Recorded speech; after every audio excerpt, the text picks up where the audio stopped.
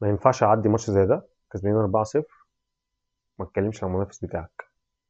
الماتش الجاي ماتش صعب مع الزمالك بس مش هو المنافس. المنافس بتاعك هو بيراميدز. بيراميدز صعب ان هو يوقع نقط. على قد كده الزمالك ليه تاريخ، دي قصه تانية، بس لا الزمالك مش هو فتمام بينزل بيفقد نقط. الحقيقه بيراميدز ماشي بطريق، ماشي على نهج مكمل فيه، والمنافسه بقت بينك وبينه. ف... فلازم تتكلم عليه.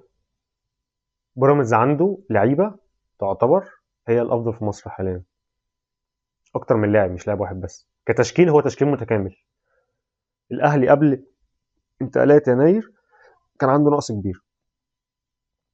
النهارده شفت وسام رجع قبل ماتش الزمالك، اشرف داري بيلعب، مصطفى العشي ان شاء الله جاهز، هو طرد الماتش بتاع الاسماعيلي بس. عندك فيه لعيبه.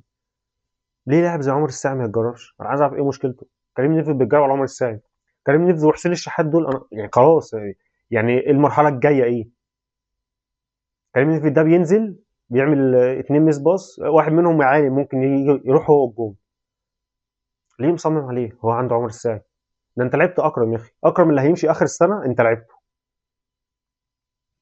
عمر الساعي يلعب كوره. في مين تاني؟ حسين الشحات. حسين الشحات عايز مننا ايه تاني؟ انت مجدد واخد تجديد، قلت انا مجدد من غير ما اعرف الرقم كام، وانت واخد 180 مليون، اي رقم يعني، بس انت واخد رقم متخلف قلت من غير ما اعرف، وكان 15 مليون تقريبا. العب كوره يا عم، العب مع الناس.